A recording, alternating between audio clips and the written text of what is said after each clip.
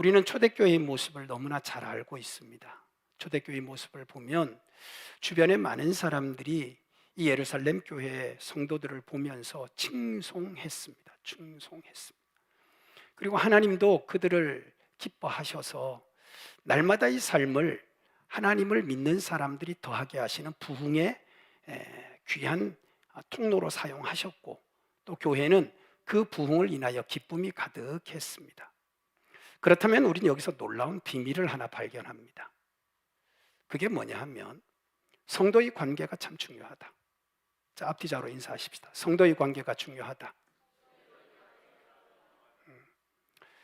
우리가 하나님을 기쁘시게 하는 것에 있어서 다양한 기뻐하시게 할 수 있는 방법이 있습니다. 영적으로 하나님과의 관계에 있어서 여러분과 내가 기본적으로 하나님이 기뻐하시는 신앙의 모습이 있죠.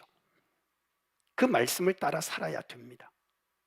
그리고 또 하나는 이 교회라고 하는 것은 구약의 아브라함의 자손들, 하나님이 택하시고 그들을 통해 계획한 것을 이루려고 했던 것처럼 지금은 세상의 많은 사람들 가운데에서 여러분과 나를 택하시고 부르셨어요. 에클레시아. 그리고 믿는 자들의 모임이 뭐냐 하면 교회예요. 믿음을 가진 자들의 모임입니다. 물론 이 안에는 알곡도 있고 가라지도 있겠죠. 믿는 척하는 사람들 분명히 있고 이 안에는 사단이 뿌려놓은 씨앗들도 있을 거예요.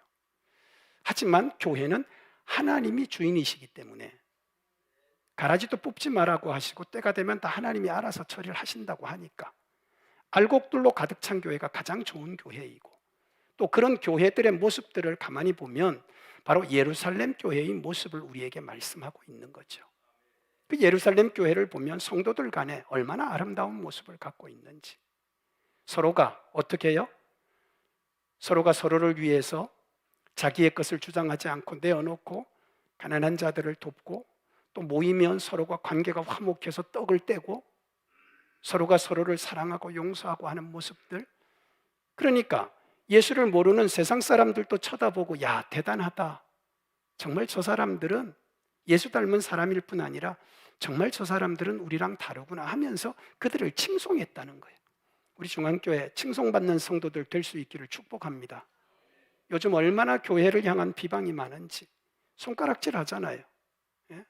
교회를 향해서, 예수 믿는 사람들을 향해서 얼마나 비방을 합니까? 말만 잘한다, 지네들끼리 싸운다, 온통 똑똑한 건 다 교회 모여 있다더니만 정말 심각하네. 아주 교회를 향해서 별의별 소리를 다 합니다. 근데 우리가 그들을 향해서 그게 아니다라고 하려면 적어도 우리의 모습이 달라야 되지 않겠냐는 거예요. 그리고 하나님도 그렇죠. 우리를 봤을 때 정말 하나님이 기뻐하셔야 이 교회에 영혼을 보내주시지, 하나님이 볼 때에도 하나 되지 못하고 싸우고 맨날 남 욕이나 하고 비방이나 하고 싫은 소리나 하는데 거기에 누구를 보내준들 그 사람이 그 교회에 정착이나 하겠냐고요. 제대로 신앙생활을 하겠냐고. 그럼 하나님은 거기에 영혼을, 그 온천하보다도 귀한 영혼, 예수의 십자가 피 흘려 구원한 그 영혼을 거기에 보낼 이유가 없는 거 아니겠냐는 거예요. 하지만 정말 서로가 보듬어 가면서 사랑하고 서로가 어떻게 해서든지 격려하고 힘을 주려고 하고 이런 아름다운 관계를 갖고 있으면 하나님이 영혼을 보내주시지요. 그러니까 우리 교회는 어떤 교회가 돼야 하느냐? 따라 하십시다. 사랑하는 교회가 돼야 된다. 정말 우리 성도들 성령께서 하나 되게 하신 것, 하나님이 하나 되게 하신 것이고 우리가 그 사랑을 입고 여기까지 살아왔는데, 당연히 우리의 모습이 초대교회 모습처럼 그런 아름다운 모습을 가져야 되겠죠. 그러면 하나님이 어떻게 하시겠는가? 믿는 자들을 더하여 주시는 은혜가 있을 줄로 믿습니다. 그러면 우리는 행복할 거예요. 날마다 새 가족이 오면 행복하다 하시는 분 아멘. 아멘이 좀 작은 것 같아. 그냥 안 오고 우리끼리 그냥 즐겁게 살고 싶어요? 네 편 내 편 갈라서? 아니면 정말 많은 사람들이 와서 같이 교회가 막 부흥되기를 원하세요? 부흥되기를 원하면 아멘. 부흥돼야죠, 우리 교회가. 하나님이 기뻐하시는 건데, 주제만 하나님을 기쁘시게 하자가 아니라 정말 하나님이 기뻐하셔서 우리 교회가 부흥이 돼야 그 주제가 이루어지는 거란 말이에요. 오늘 이런 은혜가 있기를 주의 이름으로 축원합니다. 앞뒤 좌우로 인사하십시다. 그렇게 돼야 합니다. 우리가 부족하죠. 여러분도 부족하고 저도 부족해요. 참 부족한 사람들끼리 모여서 하나님이 기뻐하시는 교회를 만들어 가려고 하니까 이게 쉽지는 않습니다. 그러나 오늘 여기 말씀을 통해서 우리는 다시 한번 우리 자신을 새롭게 해야 됩니다. 우리가 비록 부족하지만 부족한 우리들이 하나님이 기뻐하시는 교회를, 그리고 주변의 사람들과 알지 못하는 사람들도 칭송하는 교회가 되도록 여러분과 내가 따라하십시다. 새로워져야 된다. 새로워져야 된다. 그럼 어떻게 새로워지느냐? 오늘 여기 본문을 보니까 우리에게 이렇게 말씀하고 있어요. 사람을 따라하십시다. 외모로 취하지 마라. 그래서 1절에 이렇게 말하잖아요. 사람을 차별하여 대하지 말라라고 말하잖아요. 이게 뭐겠어요? 그리고 계속 이어지는 말씀을 보면 금가락지를 끼고 아름다운 옷을 입고 막 하면서 남루한 옷을 입고 그런 사람들과 대할 때에 왜 외모를 보고 사람을 취하느냐고 말하잖아요. 우리는 보통 첫인상이 중요하다고 얘기합니다. 사람을 만났을 때. 맞습니다. 첫인상 중요하죠. 교회는 특히나 더한 것 같아요. 제가 교회를 보니까요. 왔어요. 목사님을 만났어. 목사님 이러면 벌써 사람들이 나에 대한 이미지가 딱 있어요. 목사에 대한 이미지, 교회 장로님 이러면 장로님에 대한 이미지가 딱 있어요. 권사님 그러면 권사님은 어떤 분이다 하는 걸 사람들이 딱 생각하고 있어요. 그러니까 그 사람의 그 이름 때문에 그 사람의 진짜 속이 어찌 됐든지 간에 일단은 그 사람은 그 사람을 신뢰해요. 교회에서는 적어도. 그런데 이런 모습처럼 사람들이 서로 대할 때 보니까 처음 왔는데 아니면 처음 만났는데 그 사람이 직함을 딱 내놔요. 내가 누굽니다 라고. 그러면 그거 가지고 그 사람을 본단 말이에요. 근데 이게 세상에서는 그래 뭐 가진 자, 높은 자, 있는 자 해서 내가 위치가 있으니까 뭐 그 사람에 대한 걸 인정할 수 있겠죠. 근데 오늘 여기 본문 말씀은 무슨 뜻이냐 하면 교회 안에서 성도 간에 왜 보이는 외적인 것을 가지고 차별을 하느냐고 말하는 거예요. 눈에 보이는 것이 전부가 아닌데 왜 사람들은 눈에 보이는 것만 가지고 그렇게 판단을 하는지에 대해서 말씀을 하고 있는 거예요. 시험 드는 거 하나님 때문에 시험 듭니까? 사람 때문에 시험 드는 거 아니에요? 저 사람 멀쩡하게 생겨서 안 그럴 줄 알았는데 만나서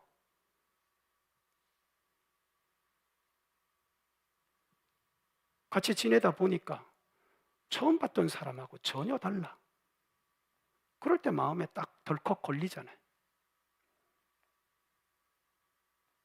아니, 이 외모만 갖고 목회하는 거 아니거든요. 겉에 보이는 그 첫인상 가지고 목회하는 거 아니라고요. 근데 사람들이 보면 대부분이 이런 첫인상을 가지고 내지는 겉에 보이는 걸 가지고 그 사람을 다 판단하는 이런 착각들을 하더라고요. 그러다 보니까 사람들이 좀 이게 뭐냐 하면 같이 이렇게 하나님의 나라를 위한 헌신된 모습이나 이런 게 있어야 되는데 그렇지가 않은 거예요. 그러다가 시험 들고 그러다가 힘들어지고 불행해지고 보니까 이상한 모양이 되는 거예요. 오늘도 이게 본문이 그래서 왜 너희들은 자꾸 그러느냐고. 그게 아니다. 우리 회사도 요즘 보면 이력만 가지고 사람 절대 안 뽑습니다. 요즘 회사들은요 심층 면접이라는 걸 합니다. 학생들 요즘 성적 가지고도 안 뽑습니다. 면접 점수가 절대적입니다. 왜?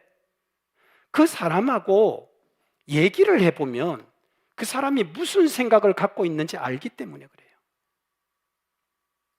그 사람이 부정적인 생각을 갖고 있는지, 겉으로 보기에는 엄청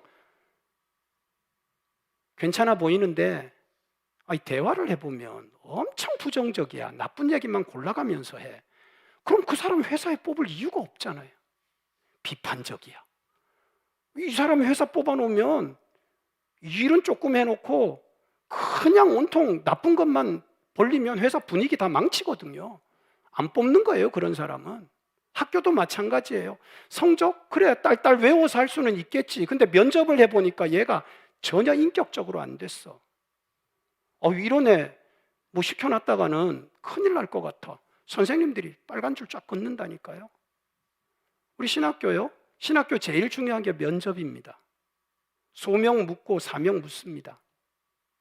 성적을 기본적으로 보지만 마지막 면접에서 구원에 대한 확신을 보여. 너 구원 받았냐? 언제 어떻게 구원 받았는데? 묻습니다.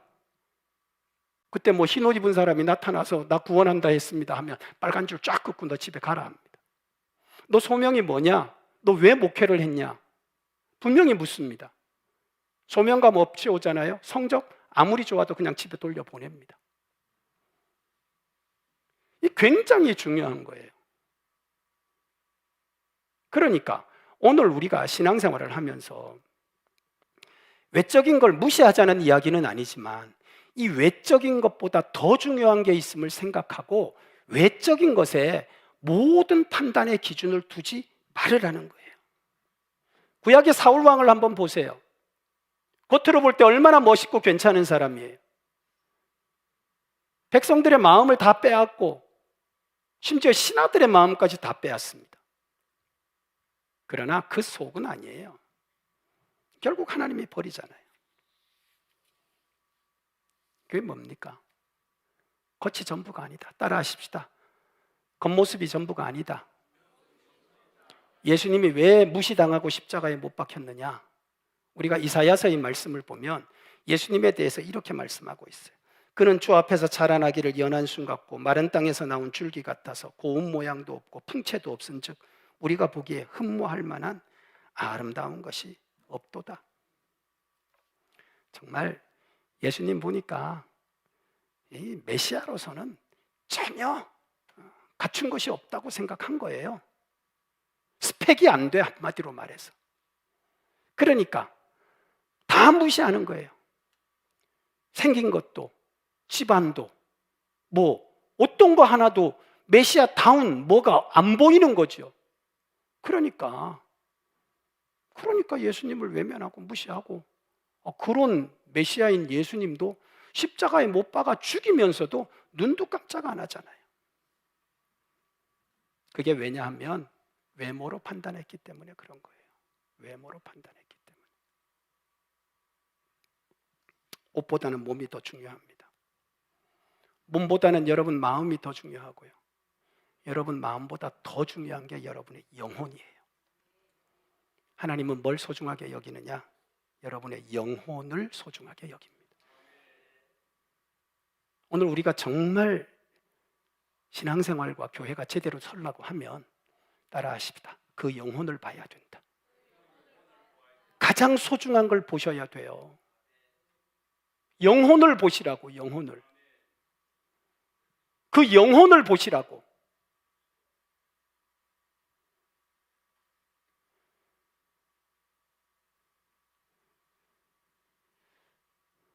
하나님은 아들까지 십자가에 내어 영혼 구원해 놨더니 교회는 와서 껍데기만 보고 그 영혼은 보지 않고 정말 어린아이 같이 얼마나 그 영혼이 소중한데, 얼마나 그 영혼이 귀한데 그 영혼은 보지 않고 엉뚱한 것만 보고 있으니까. 그런데 예루살렘 교회를 보시면 한 영혼의 구원을, 그리고 그를 세워가기 위해서 그들이 얼마나 소중하게 그를 챙기고 그들이 그를 위하여 희생하고 있는지. 거기에 보면 외모가 어떠하고에 대한 건 말 한마디 없습니다.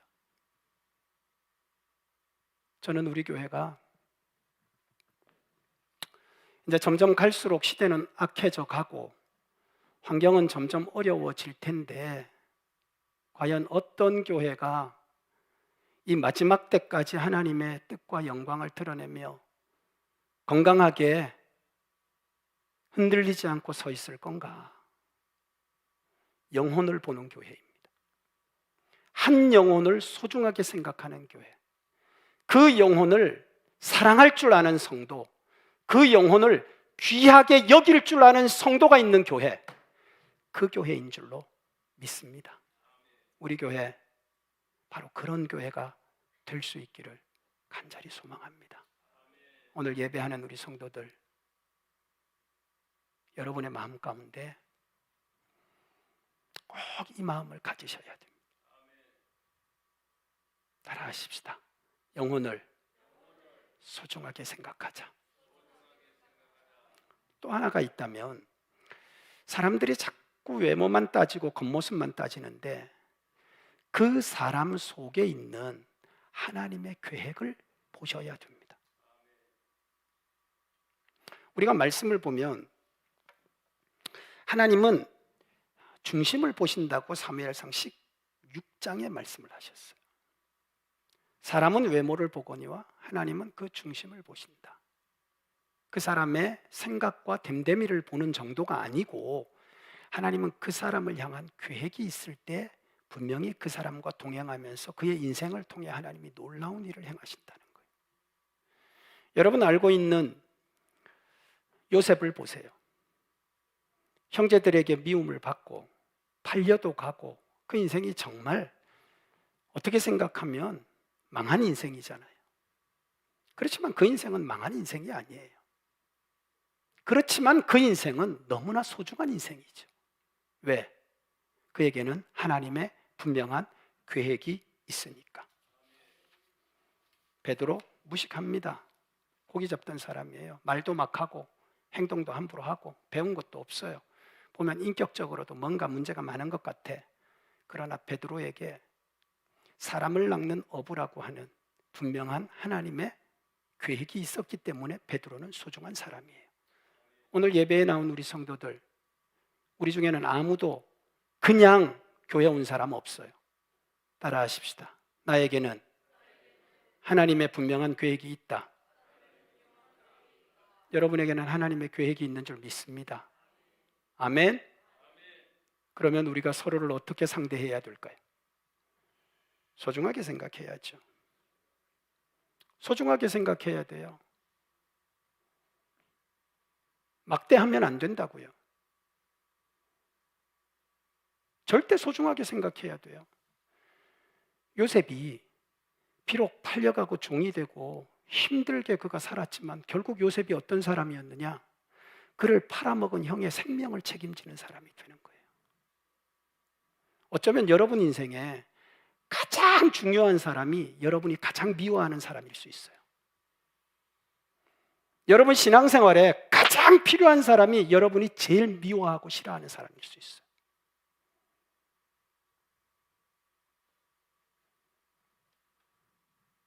우리는 성경을 보면서 정확하게 하나님께서 우리에게 무엇을 말씀하시는지를 알아야 돼요.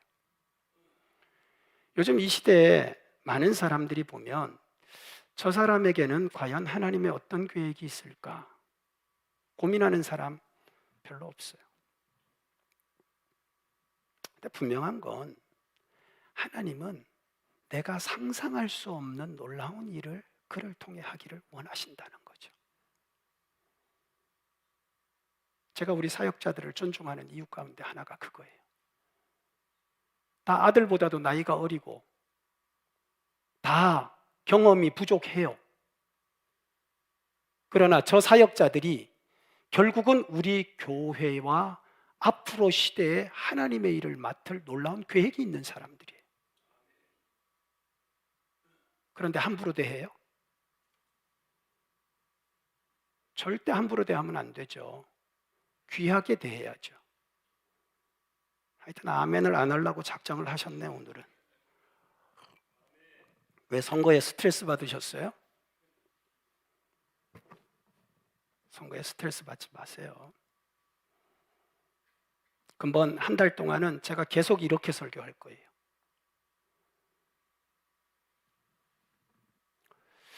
이게 좀 뭔가 우리가 성도 간에도 이분에게는 참 하나님의 놀라운 계획이 있지 라고 한다면 그렇게 말도 함부로 하지 않을 것 같아요. 그렇게 함부로 대하지도 않겠지. 근데 이게 그렇지가 못하니까 가난한 사람들이 오면 쳐다도 안 보고 뭐 좀 저거한 사람들 오면 또 뭐 무시해버리고 외면해버리고, 물론 우리 교회 성도들이 늘 그렇게 하는 건 아니지만 그러다 보니까 교회가 늘 이게 뭔가 하나가 모자라는 듯한 느낌이 드는 거예요. 근데 여러분 이거 아세요? 하나님이 부른 사람들의 모습들을 가만 보면 부자를 부르지 않았다니까요. 하나님은 부족하고 가난하고 병들고 힘든 사람들을 부르셨어요. 그래서 저는 이렇게 생각했어요. 하나님 좀 괜찮은 사람 부르지 왜 그런 사람만 불러가지고. 근데 하나님의 마음을 좀 알고 보니까 우리 하나님 정말 대단하시다. 왜? 부자 불러서 더 부자 만들어 놔봐야 그 부자가 감사가 적단 말이에요. 근데 완전히 바닥 인생을 불러다가 부자를 만들어 놓으면 벌쩍 뛰면서 감사할 거 아니에요. 사람들이 애지간히 부자 된 사람이 와가지고 뭐 은혜 받아도 바깥 사람들이 이럴 거 아니에요. 쟨 교회 다니기 전부터 저랬어 이럴 거 아니에요. 근데 교회 다니기 전에 완전히 바닥이 인생이었는데 교회가 완전히 변했어. 그럼 뭐라고 얘기하겠어요? 와, 이건 진짜 하나님이 하신 거야 이렇게 하지 않겠어요?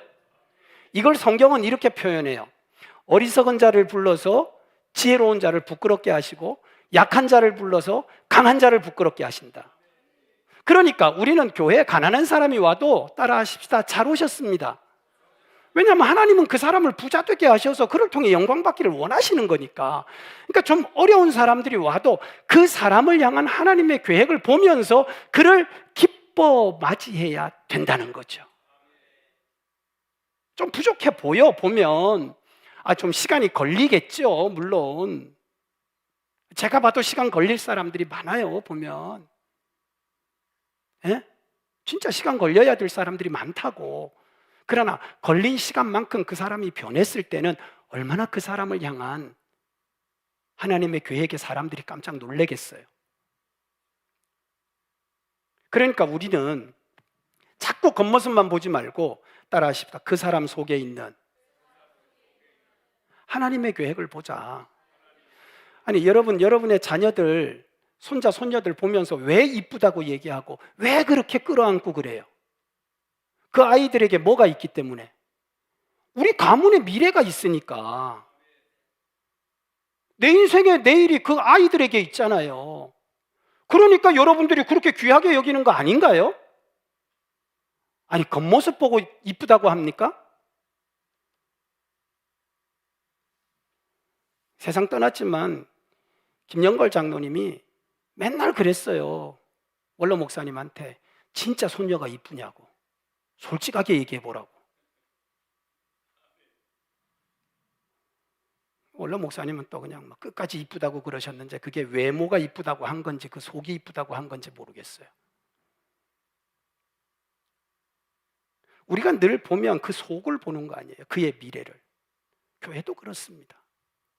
당장에 여러분의 무설 아니요. 여러분은 제가 가장 귀하게 여기는 것 가운데 하나가 여러분은 영원히 하나님을 찬양할 사람들이에요. 아멘. 여러분들을 향한 하나님의 계획은 제가 상상을 초월한다고 생각해요. 이번에도 선교대회를 쭉 지나보니까 한 사람 한 사람을 향한 하나님의 계획이 얼마나 놀라운지. 여러분이 저를 무시해도 괜찮아요. 나는 하나님의 뜻 가운데 내가 할 만큼 하고 하나님이 불러가시면 되니까. 근데 저는 한 사람이잖아. 우리는 얼마나 많아요. 이 한 사람 한 사람을 향한 하나님의 계획이 다 이루어진다면 우리 교회는 어떻게 되겠어요? 난 그거 상상하면요 너무 행복해요. 여러분 늘 그런 마음을 가지세요. 한 사람 한 사람을 향한, 우리 유년 초등처 아이들 보면 그 한 명 한 명을 향한 하나님의 교회, 그 중에 목회자도 날 거고, 예? 그 중에는 얼마나 세상 가운데 큰 영향을 미칠 사람들이 나겠냐고. 벌써 제가 볼 때는 천재 같은 애들도 있어요. 예? 기대가 된다니까. 저 아이가 나중에 자라면 어떤 일을 할까, 하나님이 저를 통해 어떤 역사를 이루실까. 아휴, 진짜 저는 보석같이 봅니다. 보석같이. 우리 성도들도 그렇게 보는 눈이 열리시기를 주의 이름으로 축원합니다. 성도 간에도 그렇습니다. 이렇게 본다면 얼마나 좋겠어요. 우리가 서로를 볼 때 좀 그런 눈으로 보자는 거예요. 그러면 서로를 향해서 존중하게 되고, 서로를 소중하게 생각하게 되고, 서로를 아끼게 되고, 서로를 귀하게 여기고, 태도가 달라지겠죠. 행동이 달라지겠죠. 그러면 교회가 좋아지는 거예요. 그러면 좋은 교회가 되는 거예요. 오늘 이 야고보서의 말씀은 우리에게 그걸 말씀해 주고 있는 거예요. 외모만 보지 마라 하는 그 말 속에는 이런 비밀이 담겨져 있다는 거예요. 따라하십시다. 겉보다 그 속에 영혼이 더 중요하고, 그보다 하나님의 계획이 있음이 더 소중하다. 할렐루야. 이게 세상 사람들을 말하는 게 아니라, 그래서 택함을 받고 함께 믿음의 가족이 된 우리 성도들을 말하는 거예요. 오늘 예배에 나온 우리 성도들, 정말 여러분 잘 나오셨어요. 여러분들이 가장 그 시작이 되시면 돼요. 앞으로 오늘 수요일 예배 안 나오신 분들 오거들랑 그 속에 영혼을 소중하게 생각해서 안 잡던 손도 좀 잡고, 그 다음에 그 속에 놀라운 계획을 기대하면서 그를 축복도 해주고, 그러면서 만날 때마다 너무너무 반갑고 소중한 우리 성도들로, 그래서 여러분을 통해서 우리 교회가 변화되는 역사가 일어나기를 주의 이름으로 축원합니다. 앞뒤 좌우로 인사하십시다. 속을 보고 기뻐합시다. 시작. 할렐루야. 더 나아가서 여러분이 꼭 기억해야 될 게 있습니다. 그게 뭐냐 하면, 오늘 여기 8절 한번 보세요. 8절 다 같이 시작. 너희가 만일 성경에 기록된 대로 내 이웃 사랑하기를 내 몸과 같이 하라 하신 최고의 법을 지키면 잘하는 것이거니와. 그 다음 계속 이어서 봅니다. 13절 시작. 긍휼을 행하지 아니하는 자에게는 긍휼이 없는 심판이 있으리라. 긍휼은 심판을 이기고 자랑하느니라. 아멘. 이게 무슨 말씀일까요? 자, 이 말씀은 우리가 반드시 해야 될 것이 있다. 그게 뭐냐 하면, 서로 사랑하는 삶을 살아야 된다. 교회는 사랑이 있어야 돼요. 긍휼이 여기는 주님의 마음이 있어야죠. 긍휼을 행하지 않은 자는 긍휼 없는 심판이 있으리라. 정말 두려운 말씀이에요. 예? 사랑해야 되는데 사랑하지 않고, 긍휼이 있어야 되는데 긍휼이 없으면 너 심판받는다, 이 말이거든요. 이 말은 긍휼이 우리의 기준이라는 말인데, 이 말을 풀어서 성경을 예수님이 말씀하셨어요. 예수님이 마태복음 25장 31절로 46절까지 심판에 대해서 쭉 말씀을 하시는데, 이렇게 말씀하세요. 오른쪽에는 양을, 그리고 왼쪽에는 염소를 세웁니다. 딱 둘을 탁 나누어요. 그리고 심판을 하는 거예요. 이 왼쪽에 서 있는 염소들은 꺼지지 않는 유황불이 있는 지옥으로 보내버리는 거예요. 그리고 오른쪽에 있는 양들에게는 아주 칭찬을 하시면서 나와 함께 영생의 은혜를 누리자라고 하십니다. 도대체 이게 왜 이렇게 됐는가? 도대체 이 심판의 기준이 뭐냐? 거기에 서 있으면서도 내가 왜 오른쪽에 서 있는지, 내가 왜 왼쪽에 서 있는지를 몰라요. 그래서 서로 질문하는 게 뭐냐 하면 이거예요. 아니, 내가 뭘 했다고 양의 오른쪽에 서 있습니까? 아니, 내가 뭘 잘못했다고 왼쪽 염소편에 나를 세웁니까? 그때 예수님이 하신 말씀이 바로 이 말씀이에요. 무슨 말씀을 하시는가 하면,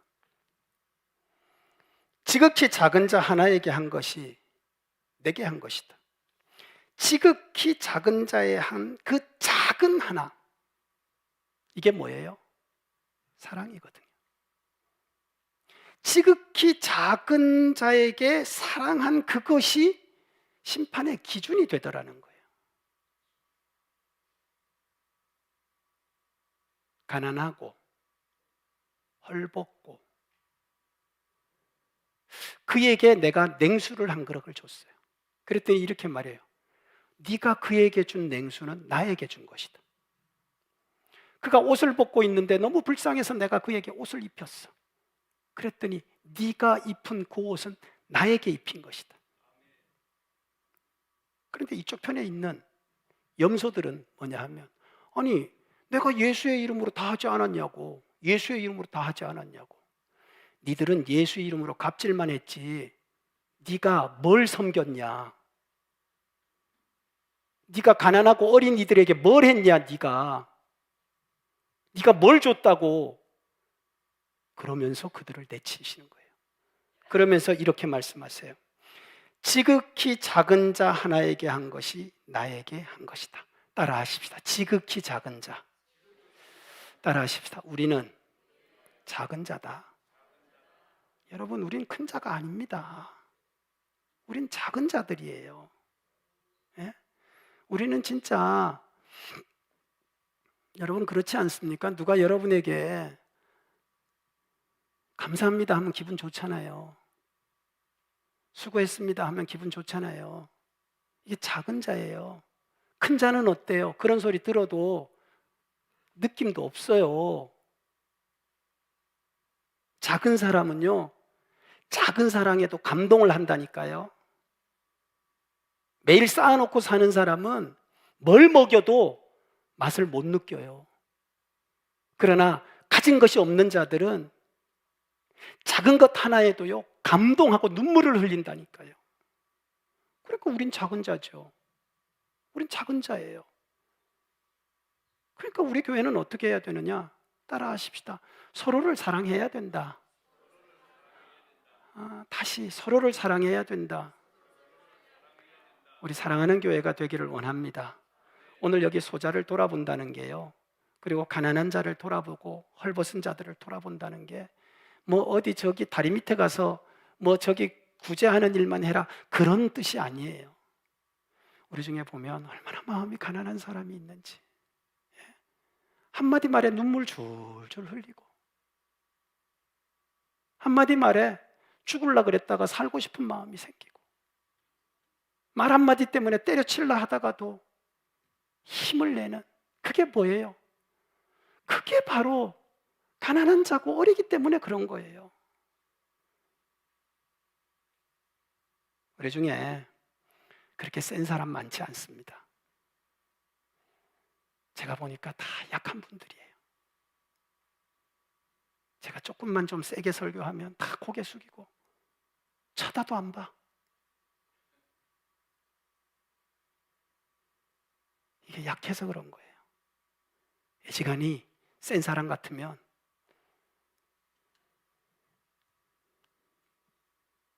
우리 성도들, 주님이 여러분을 사랑하시는 걸 믿으시면 아멘. 나 위에 십자가 죽으신가 아멘. 주님이 죽어주지 않으면 안 될 만큼 우리는 약한 사람들이에요. 옆에 분들 강하다고 생각하지 마세요. 다 여린 사람들이에요. 그래서 어떻게 해야 돼요?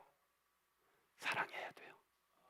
따라하십시다. 돌보아주고 사랑해야 된다. 절대 여러분 강하다고 생각하지 마세요. 제가 목회를 하면서 늘 느끼는 게 그거예요. 목사님 전화 한 통화 해주세요. 왜요? 그냥 목사님이 전화 한 통화 해주시면 돼요. 알았어요. 그래서 전화를 해. 전화하면 뭐 별소리를 다 하죠. 그래도 뭐예요? 그 전화 한 통 때문에 마음이 그래도 편안해져요. 예? 이게 뭐예요? 마음이 약한 거예요. 마음이 약한 거라고. 지금 우리 전화할 사람들 정말 많다니까요. 마음이 약해. 예? 사랑을 나누어야 되고, 이럴 때 서로 격려하고, 이럴 때 서로 힘이 되어야죠. 그래서 지난 주간에는 제가 선교지 다녀오기 전에 몸이 아픈 성도들한테 전화를 했어요. 내가 전화를 해서 권사님 요즘 몸이 많이 편찮으신데 좀 괜찮으세요? 그랬더니 깜짝 놀래. 목사님 지금 바쁘고 엄청 힘들 거 제가 알고 있는데 전화를 하셨어요. 교회 못 가서 죄송해요. 아니에요. 제가 전화를 자주 드렸어야 되는데 전화를 자주 못 드려서 너무 죄송해요. 몸은 좀 어떠세요? 목사님 참 제가 차만 탈 수 있으면 올 텐데. 그러면서 용기를 내시더라고. 제가 회개를 했죠. 전화를 더 자주 드릴 걸. 자주 전화하고 어려운 분들을 더 내가 이렇게 살뜰하게 살필 걸. 나도 부족한 목사 중에 한 명이구나. 매일 일 때문에 전화하고 매일 근데 돌아보니 이제는 또 그것도 나의 부족으로 보여지더라고요. 그래서 오늘도 이런 말씀을 드리는 거예요. 돌아보면 나의 부족이 무엇이었는가가 보여지거든요. 우리 교회의 부족함이 무엇이었는가가 보여지거든요. 그냥 마음에 맞는 사람, 좋은 사람하고만 통화하지 말고 정말 병들고 힘들고 어려워하는 분들, 그런 분들을 살뜰하게 우리가 살필 수만 있다면 따라하십시다. 우리 교회는 좋은 교회가 될 수 있다. 할렐루야. 지금도 우리 교회는 하나님이 쓰시는 좋은 교회지만 여러분의 신앙생활에 행복하고 평안하고 정말 기쁨이 넘치면서 날마다 우리 교회를 통해 하나님의 위대한 일들이 이루어짐을 보기를 원한다면 이제는 우리가 더 이상 무시하거나 외면하지 말고 따라하십시다. 힘들고 어려운 성도들을 잘 살피고 사랑하며 살아야 된다. 그런 우리 교회가 될 수 있기를 주님의 이름으로 축복합니다. 앞뒤적으로 인사하십시다. 사랑하며 삽시다. 할렐루야. 우리의 이런 사랑함이 또 우리 다음 세대들도 보고 또 그렇게 사랑하고 살아가기를 마음에 결정하고, 그래서 정말 우리 교회는 계속 시간이 지나면 지날수록 더 사랑이 넘치는 교회가 되어지고, 또 우리 교회는 시간이 지나면 지날수록 그 안에 있는 소중한 것들, 하나님의 계획을 보면서 축복하고 또 그 영혼의 소중함을 우리가 기도하면서 잘 이렇게 서로가 섬겨갈 때 하나님이 기뻐하시는 교회로 크게 부흥하게 될 줄 믿습니다. 또 여러분의 신앙생활도 그 안에서 참 행복한 신앙생활을 하게 될 줄 믿습니다. 그런 우리 모두가 될 수 있기를 예수님의 이름으로 축복합니다. 기도드리겠습니다.